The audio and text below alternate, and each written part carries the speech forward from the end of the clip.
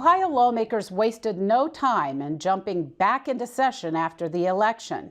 The so-called lame duck session is expected to be very busy, with the Ohio House and Senate spending their first week back on more than 100 bill hearings.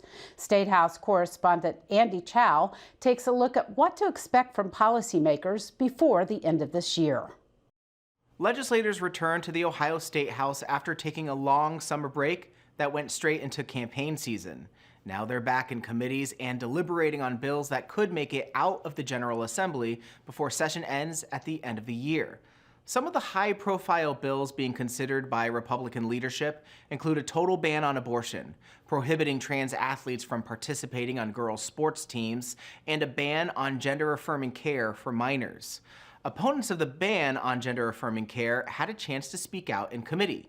That includes Jeopardy champion Amy Schneider, a transgender woman who was born and raised in Dayton. Schneider said gender-affirming care saves lives. It's as if from the moment I was born, there was this quiet alarm going off in the back of my head. Danger, danger, clang, clang, clang, all the time. And after decades of living with that agony, I came out as trans, and I began receiving gender-affirming care, and for the first time in my life, that alarm went silent. As Republican House Speaker Bob Cupp notes, the bill has been changed to allow gender-affirming care for minors, but they have to receive 2 years of counseling first. I believe there'll be another committee hearing, on that, and I think members are, trying to understand it. The bill has undergone some significant changes. And sort of slimmed down, simplified, and so I think members are want to understand what's in the substitute bill, so committee process will continue.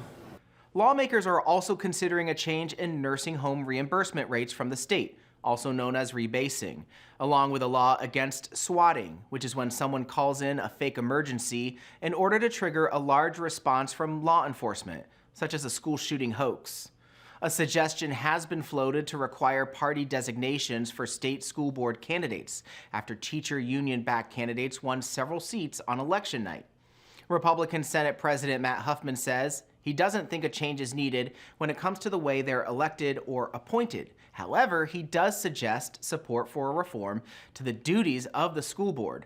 A proposed bill would take most responsibilities away from the State Board of Education and give them to the governor. We have an isolated bureaucracy with no oversight.